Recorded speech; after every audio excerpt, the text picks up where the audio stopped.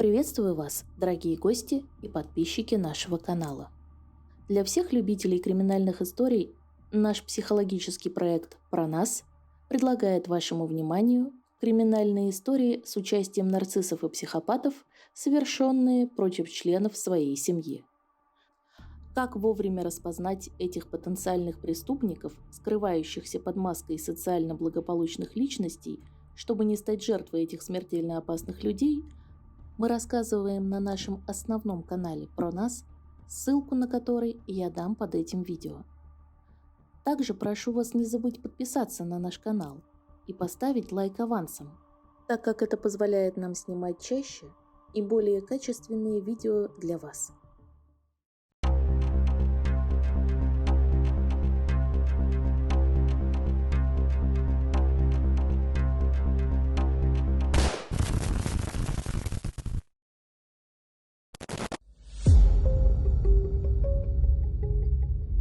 Меган Макдональд родилась у Денниса и Элизабет Макдональд 2 мая 1982 года.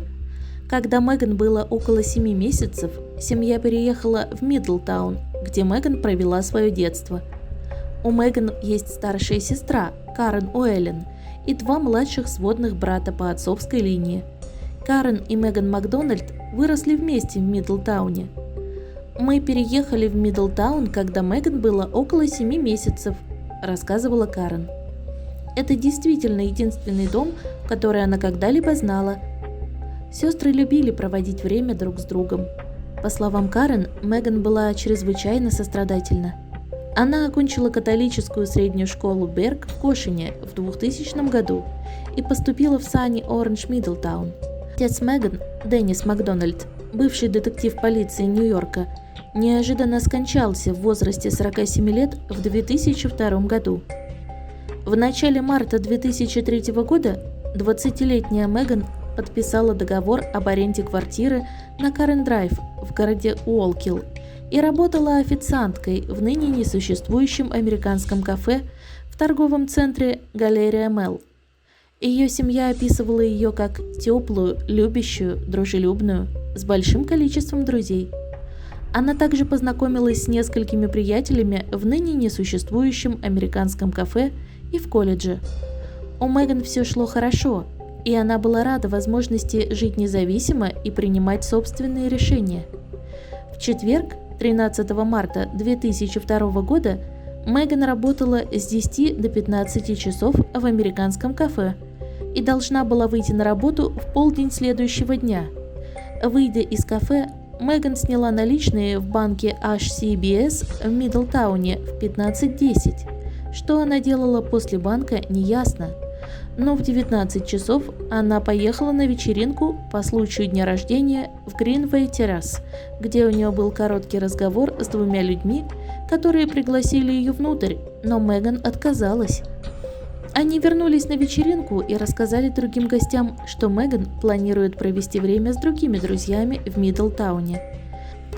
В интервале между 19:30 и 12 ночи Меган вместе со своей лучшей подругой смотрела сериал «Друзья». Она сказала подруге, что ей нужно домой в полночь, потому что в полдень следующего дня ей нужно быть на работе. Это был последний раз, когда ее подруга видела Меган живой. Детектив Наталицио рассказал СМИ, что по какой-то причине Меган, вместо того, чтобы идти прямо домой, вернулась туда, где проходила вечеринка по случаю дня рождения в районе Greenway Terrace. Это заметили 2 других друзей, которые выходили с той вечеринки, которые видели Меган и видели, как она ехала на своем автомобиле, рассказывал Наталицио. У них был короткий разговор с Меган, и в этот момент Меган намекнула, что собирается с кем-то встретиться. Затем эти 2 друзей видели, как Меган трогается с места и едет по Синди-Лейн. Это был практически последний раз, когда кто-либо видел ее живой, примерно в 0:30. Детективы сообщили СМИ, что в пятницу, 14 марта, семья и друзья Меган забеспокоились. Они ничего о ней не слышали. Она не пришла на свою смену, которая должна была начаться в полдень, сказал детектив Наталицио.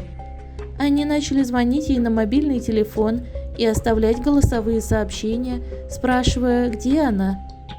Карен и Джеймс Уэллин жили в 2 часах езды от района Уолл-Килл, где Меган видели в последний раз. «Моя мама не могла с ней связаться», — сказала Карен, — «и тогда мы начали беспокоиться». Джеймс добавил, что с течением дня уровень беспокойства рос. Им не пришлось долго ждать, чтобы узнать. На следующий день лица, владевшие недвижимостью в районе Боузер-Роуд в городе Уолл-Килл, обнаружили тело, сообщил детектив Наталицио. Они поняли, что, похоже, это молодая женщина, и немедленно вызвали полицию штата в Мидлтаун. Полиция штата Нью-Йорк прибыла на место происшествия и опознала тело как Меган по ее водительским правам. Причиной смерти стала травма тупым предметом. Район рядом с Боузер-Роуд – это очень узкая грунтовая тропинка, которая ведет назад вроде как к маленькому грунтовому тупику посреди поля. «Это очень пустынная местность», — объяснил Наталицио. «Мы уверены, что кто бы, с кем бы она ни поехала туда, ей пришлось бы знать этого человека, и ей также пришлось бы доверять этому человеку, потому что я бы побоялся ехать туда один ночью». Следователи считали, что Меган была убита в этом месте, в то время как эта новость была разрушительной для семьи Меган. «Нам очень повезло, что они смогли найти ее», — сказала Карен. «Тело нашли очень быстро. У нас действительно было это чувство завершения. Мы смогли устроить для нее службу и похороны и попрощаться с ней таким образом». Не каждая семья в таком положении понимает это, и я имею в виду, что у нас определенно нет понимания по остальным моментам, но мы чувствуем себя удовлетворенными, потому что знаем, что есть так много других семей, у которых нет хотя бы той части, которую мы смогли получить. Находясь на месте преступления, полиция штата провела расследование, чтобы выяснить, есть ли у Меган какие-либо автомобили. Они узнали, что она владела Mercury Sable 1991 года выпуска. Власти передали информацию о машине Меган местной полиции и СМИ. Несколько дней спустя кто-то из жилого комплекса Кенсингтон Мэннер в Уолл-Килле связался с полицией штата и сообщил им, что машина Меган припаркована у комплекса. «Мы знаем, что машина находилась там ранним утром, примерно с 8 часов утра 14 марта. Значит, она находилась там несколько дней», — пояснил детектив Наталицио. «Он был припаркован так, будто его оставили какие-то люди, они ушли в спешке». Автомобиль был обнаружен и отбуксирован в штаб-квартиру государственной полиции в Мидлтауне, где судебно-медицинские доказательства свидетельствовали о жестоком нападении, когда нападавший неоднократно наносил удары по голове тупым предметом. По словам капитана Колика, в ходе расследования детективы полиции штата опросили сотни людей, некоторые из которых находились даже во Флориде.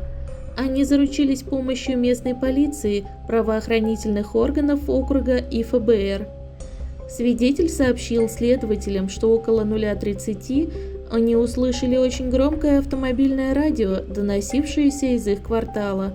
Свидетель выглянул в окно, потому что музыка была очень громкой, и увидел белый автомобиль, позже идентифицированный как Mercury Sable, с темным хэтчбеком, возможно, Honda Civic, едущим позади него. Через несколько минут свидетельница видела, как те же две машины проезжали мимо ее многоквартирного дома. Утром около 8:00 другой житель заметил белый Mercury Sable, беспорядочно припаркованный к задней части жилого комплекса. 2 дня спустя полиция связала машину с Меган. Свидетельница заметила автомобиль в стиле хэтчбэк темного цвета, который она описала как хэтчбэк Honda Civic или просто автомобиль в стиле хэтчбэк прямо за машиной Меган, пояснил детектив Наталицио. Комплекс кондоминиумов имеет большую петлю. Вскоре после этого машины вернулись. Похоже, они сделали полный круг на парковке, и она заметила, что тот же автомобиль позади автомобиля Меган с очень-очень громкой радиосистемой. Полиция штата Нью-Йорк просила всех, кто знал человека, который в 2003 году управлял автомобилем темного цвета, похожим на хэтчбэк Honda Civic с чрезвычайно громкой аудиосистемой, сообщить и предоставить информацию. «Отсюда у нас как бы есть временная шкала окна, когда произошло убийство», рассказывает Наталицио. И это было примерно с 0:30 до примерно 8:00 следующего утра. Окно закончилось в 8:00 14 марта, потому что около 8:00 другой человек, проживающий в этом комплексе, заметил припаркованную машину Меган, продолжал детектив, имея в виду поместье Кенсингтон. Детективы считали, что человек, который преследовал Меган в машине типа хэтчбэк, в конечном итоге сел на заднее сиденье Меган, а затем они поехали в пустынное место на Баузер-Роуд, где Меган была убита.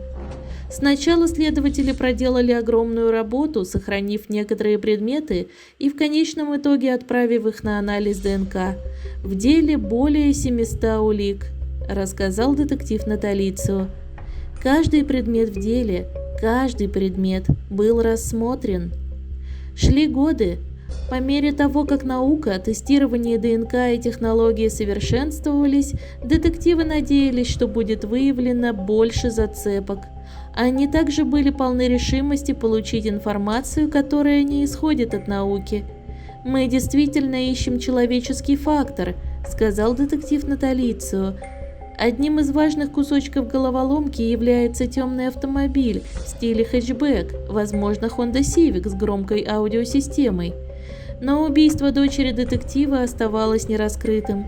Каждый март каждого года следователи полиции штата заявляли, что они постепенно приближаются к раскрытию убийства жизнерадостной 20-летней девушки, чье безжизненное тело было найдено на сельской Баузер-Роуд в Уолл-Килле 15 марта 2003 года.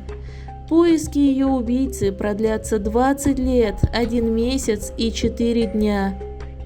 В 2018 году отдел поведенческого анализа ФБР, прославившийся благодаря сериалу «Мыслить как преступник», создал портрет подозреваемого в убийстве, и следователи впоследствии идентифицировали подозреваемого как бойфренда Меган во время ее убийства. Детективы сообщали также, что у властей есть 2 подозреваемых по этому делу. Один подозреваемый, у которого был четкий мотив. Мы считаем, что это насилие со стороны интимного партнера, объявил Наталицио. Власти благодарны за помощь, которую они получали от различных агентств на протяжении многих лет. ФБР сыграло важнейшую роль в этом расследовании, признался детектив Наталицио, в том числе из отдела поведенческого анализа. Они предоставили нам огромное количество информации, которая также подтверждает многие наши предположения. И знаете, мы считаем, что в ту конкретную ночь это было преступление на почве страсти. Это было насилие со стороны интимного партнера. У человека был мотив, был крайний уровень ярости. В итоге детектив Наталицио раскрыл портрет предполагаемого убийцы. Мы полагаем, что это было то, что можно назвать нарциссической травмой подозреваемого, что в итоге привело его в ярость. Убийца был устрашающим, манипулятивным и могущественным, достаточно сильным, чтобы не дать говорить своим друзьям. У него был богоподобный комплекс, и он считал, что Меган не сможет добиться большего успеха, чем он. Детективы считали, что его друзья уже не так напуганы, как в 2003 году, хотя у следователей были доказательства ДНК, говорящие о том, что он находился на заднем сиденье машины Меган, и еще одна неопознанная ключевая улика. У них недостаточно доказательств, чтобы признать его виновным в убийстве, и им нужен свидетель, чтобы подтвердить то, что, по их мнению, произошло той ночью. Эта теория не удивила сестру Меган Карен, которая сказала СМИ, что Меган не стесняется открыто высказывать все, что она думает, и определенно не тихоня. «Кто бы это с ней не сделал, вы знаете, мы предполагаем, что она просто что-то сказала», предположила Карен. И этот человек избил эту маленькую крошечную девочку. Джеймс согласился с женой. И я думаю, что мы можем гордиться этим. Что бы ни случилось с Меган той ночью, она постояла за себя, сказал Джеймс. И это прямо контрастирует с трусливыми действиями того, кто это сделал. Власти сообщали, что второй подозреваемый по делу мертв. И мы считаем, что он был там просто исходя из обстоятельств, объяснил Наталицио. Детективы не раскрыли имя ни одного из подозреваемых, но они подчеркнули, что бывший бойфренд Меган, который считался фигурантом в начале расследования, был исключен из списка подозреваемых. Семья Меган считала, что у кого-то из сообщества All Kill 2003 года есть ключ к ее делу и умоляла их предоставить информацию. У нас нет никаких сомнений в том, что если бы Меган знала что-то, и если бы у нее была информация о подобном деле, она поступила бы правильно и не молчала, сказала сестра Меган Карен. Муж Карен согласился. Смелость — это не всегда, знаете ли, прыжок из самолета или что-то в этом роде, сказал Джеймс. Когда поступить правильно не каждому под силу, она бы сделала именно так. Карен и Джеймс надеялись, что, продолжая раскрывать историю Меган, кто-то вдохновится ей на смелость. Отец Карена и Меган проработал 20 лет в полиции Нью-Йорка, в том числе детективом по расследованию убийств. Видя, что мой отец вкладывал в дела и как это повлияло на него лично, и заботу, которую он проявлял в делах, говорила Карен, я сочувствую полицейским, которые годами несли это для моей сестры. И я знаю, что это больше, знаете ли, это уже личное дело для них в данный момент.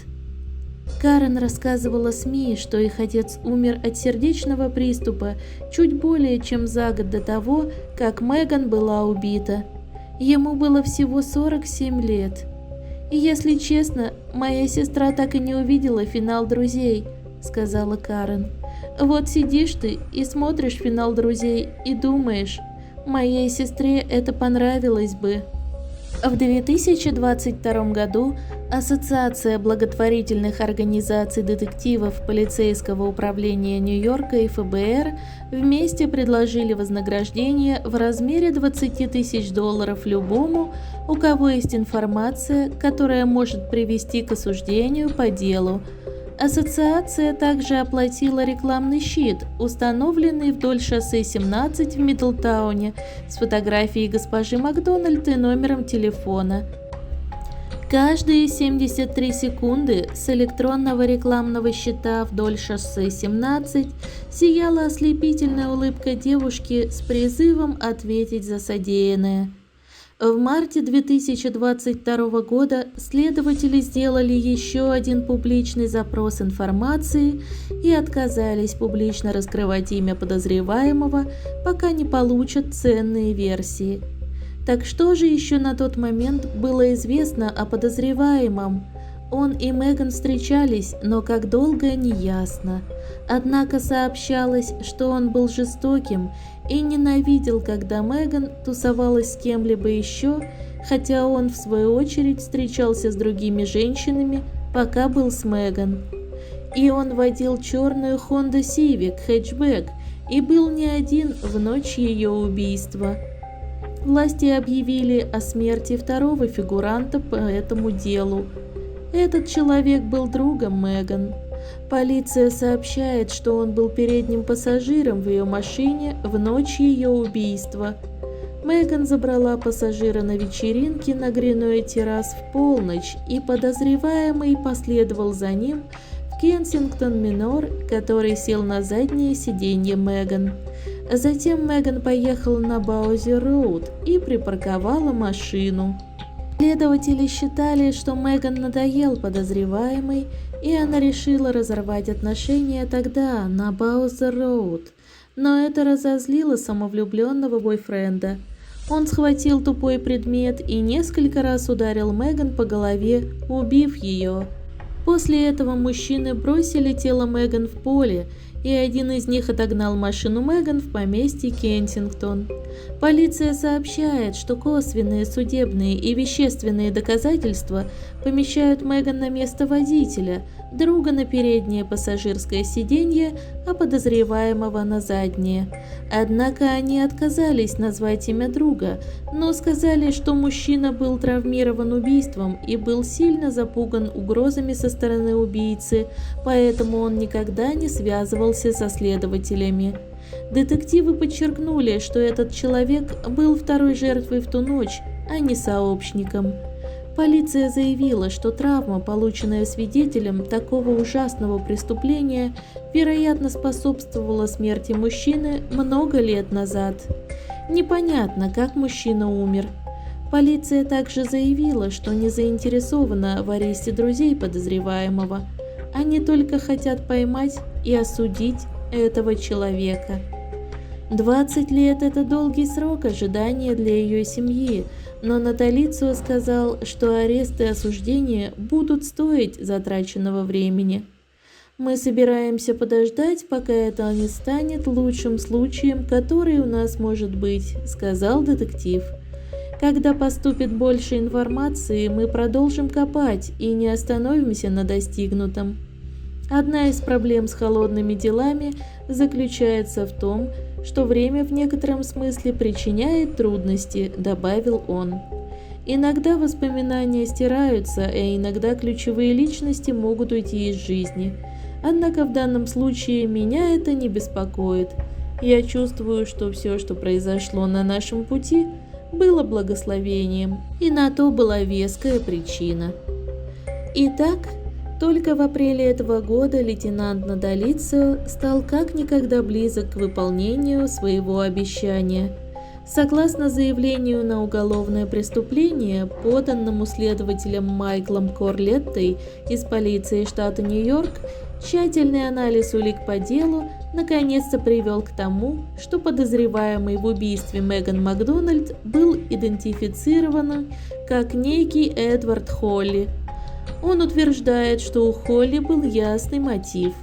Отмечается, между Холли и Меган мог быть конфликт, поскольку Холли якобы задолжал Меган значительную сумму денег. Также говорилось, что в мае 2002 года, за пару месяцев до убийства, Меган начала получать деньги из пенсионного фонда полиции Нью-Йорка, принадлежавшего ее покойному отцу. Однако 10 марта 2003 года ее банковский счет был перерасходован почти на $1000, чего раньше никогда не было. С самого начала дела полиция допрашивала господина Холли всего 4 раза за 20 лет.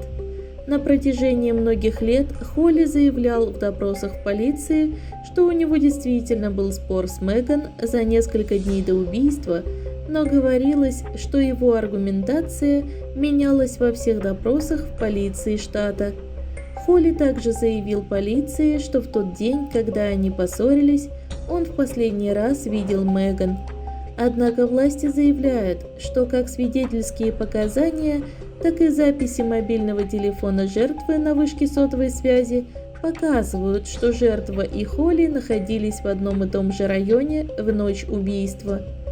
Также отмечается, что в январе 2023 года полиция штата Нью-Йорк начала получать помощь от частной компании Киберчек. Эта компания смогла разместить сотовые устройства Меган Макдональд, Эдварда Холли и подозреваемого номер 2 вместе в ключевых местах в ночь убийства. Оказалось, что в 2021 году полиция штата Нью-Йорк получила компьютерный анализ доказательств ДНК, который показал, что ДНК Меган и Холли связаны инклюзивным образом с мазками с мобильного телефона Меган. Они считали, что Холли просмотрел телефон Меган и увидел, что она звонила своему бывшему парню, и это привело Холли в ярость. Следователь Корлетта заявил, что Эдвард Холли предоставил множество противоречивых историй и алиби, и каждая из них была опровергнута несколькими свидетелями.